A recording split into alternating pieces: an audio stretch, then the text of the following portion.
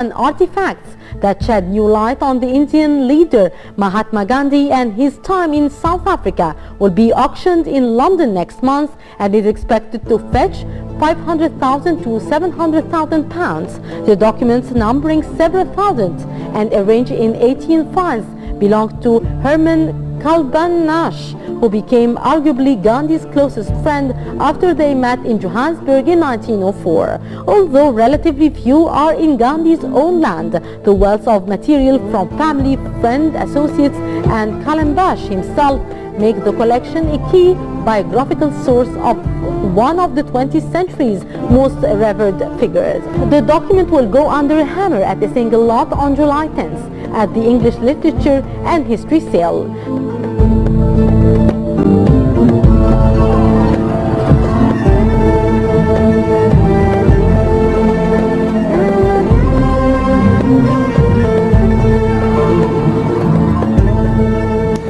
This is a tremendous and very rich collection that contains material that belonged to Gandhi's very close friend Herman Kallenbach.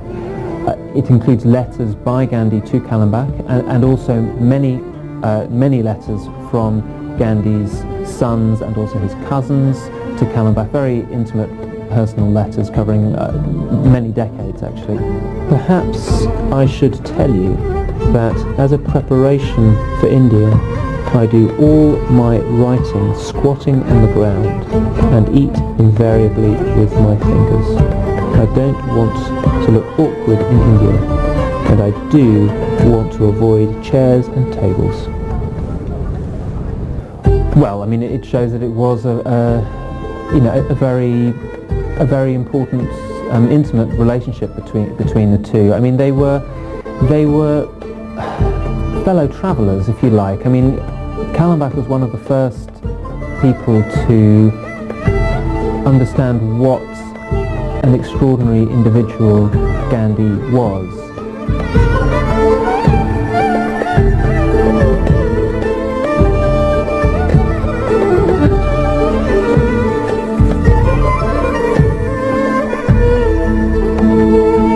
Sotheby also handled the sale in 1986 of the main series of Gandhi's letter to his friend when they raised 140,000 pounds. Together, the two batches represent the vast majority of the Friend Family Gandhi collection. The appetite for Gandhi memoria has shown few signs of abating over time. In one of the most bizarre sales in the recent years, samples of soil and blades of bloody grass, purportedly from the spot where Gandhi was assassinated in 1948, sold for 10,000 pounds at a British auction in April, while a pair of his glasses fetched 34,000 pounds. Gandhi's time in Africa had a profound influence on his thinking as he joined the struggle to obtain basic rights for Indian living there. His friend, the German-born Jewish South African, was an architect who fell under the influence of Gandhi and his ideas, and the two men became lifelong friends.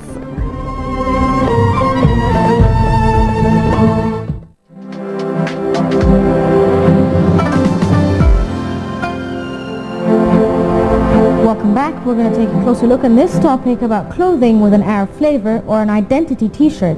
It's a t-shirt or design with Arabic design on it done by some applied arts graduates, and with us right now is Sara, who is a fine arts graduate and works in graphic design. Good morning. Good morning. Thank you very much. Now, I have to tell you we really thank you for this idea, because it's a very important and interesting project to get for youth, whether in the Arab world or abroad, to get to know more about the Arabic language and the Arabic culture. But tell us more and tell the viewers more what this project is exactly all about. The project started in 2004. It was inspired by a group of our friends, and it started like some boy was passing by and he was wearing a t-shirt in English, and it's written on it, "I'm pregnant." So this was a shock to them, so they said, no, we want our culture and we want our language to be more in the t-shirts and the things we are wearing. So they started doing these designs. We are for applied arts and fine arts, and started designing those t-shirts and bags written on them in Arabic and the calligraphy in artistic ways, and inspired also by the Egyptian culture in some parts. So it clearly isn't just calligraphy. It's there's also some sort of painting or drawing in the art as we can itself. see in the pictures now. Do these pictures represent anything? I mean, other than the Arabic calligraphy itself, the pictures, the images that you show, what do you think they represent, or what do they represent to you? They represent our Egyptian culture more in Arabic language, and sometimes there's no calligraphy in them. It's only drawings. Some T-shirts are written on them like اتفضل شيء have tea, or it's written on them something like خليك سبع, and things like that.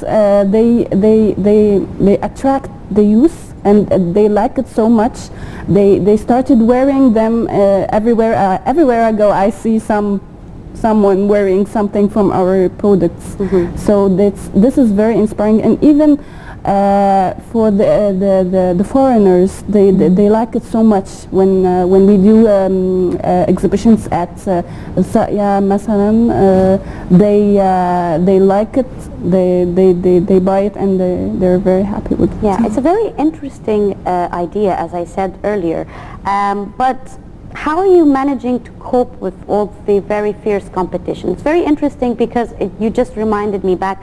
Now it's very young, when we were all very interested in wearing the no fear shirts because of the eyes and stuff like that. But now with the opening of brands, everybody is more concentrating on wearing a brand t-shirt or a brand cloth that has the brand logo on it, whether it's a sportswear or other. And those kind of shirts, although they're very interesting for a particular age, it's not becoming that popular anymore. How are you planning to keep up with the competition? And apart from that, how are you planning to advertise for it abroad? Because, you know, Egyptians, they're known for their good sense of humor, but not anybody that is non-Egyptian, whether an Arab or another nationality, would understand that sense of humor. So how are you planning to cope up with that? We are working, and we are working very hard. We are making brainstorming for getting the best out of the Arabic words that we are using, and we are working on doing. We have now some places that we sell, and we do these exhibitions that in places that youth are gathered in. So we are working on making this a brand, and we hopefully think it will be, if we believe so. So with the t-shirts themselves, how do you decide, or how do you design these t-shirts, and does it require some sort of special training to create t-shirts such as this? See, we are mostly applied arts and fine arts, so it needs some learning how to draw it and how to design inside the t-shirt. So designing inside the t-shirt, it's something different. We need to know how does it look when it's worn, and where can we put the pieces. We can put something on the shoulder, we can put something down or in the back. Sometimes we draw something from in front and it looks different in the back.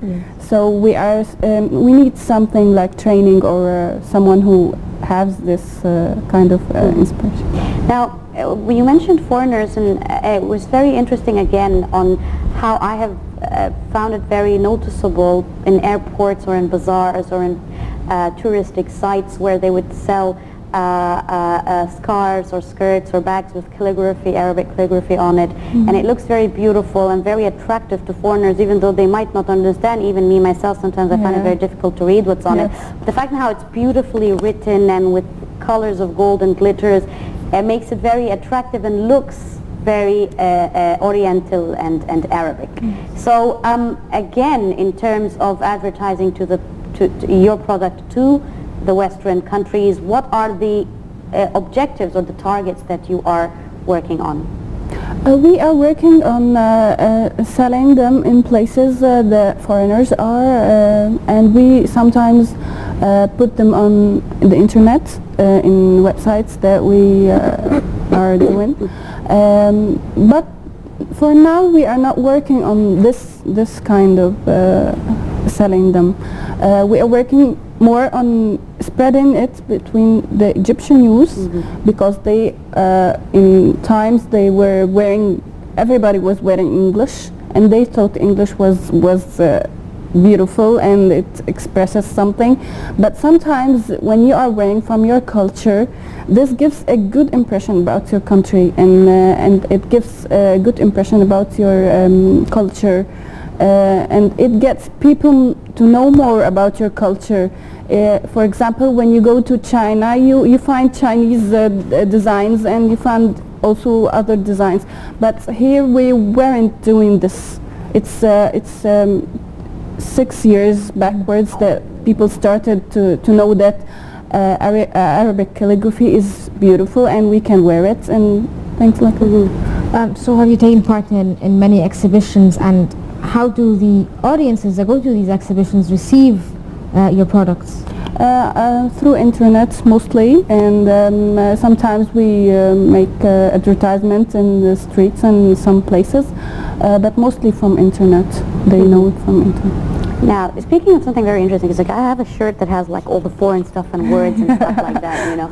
So if I want to shift to something else, and speaking of the sense of humor for Egyptians, and it's very noticeable since the revolution, on Facebook particularly, we would see posters and people coming up with very funny expressions using animals and baby photos and all that sort of stuff. So how do you plan to use that as an idea to apply it on the shirts and clothing and advertise with that? So how do you think people would receive? We did use it. How popular or how successful was that idea? It's very successful, and people love it so much because it's very close to their thinking now, because everybody's using internet, and those thoughts are between everybody, so they like it so much.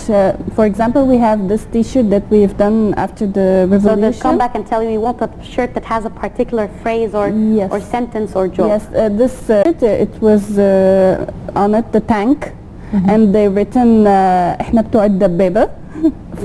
This one was very successful, and everybody wanted to wear it. Well, that was a very interesting topic with the t-shirts that's hopefully going to start becoming popular in the country, but unfortunately we've come to the end of our episode. Thank you so much, Sara Aouf. She's one of the designers of the t-shirt, and hope you enjoyed the breakfast show. Yes, thank you very much, of course, and thank you, Sara, and good luck. And I know this kind of project is going to need a lot of finance, so we do hope that you find a good financer who'd be able to make this go international. And thank you, Rihan, and have a lovely Friday morning and a weekend, and enjoy the hot sun.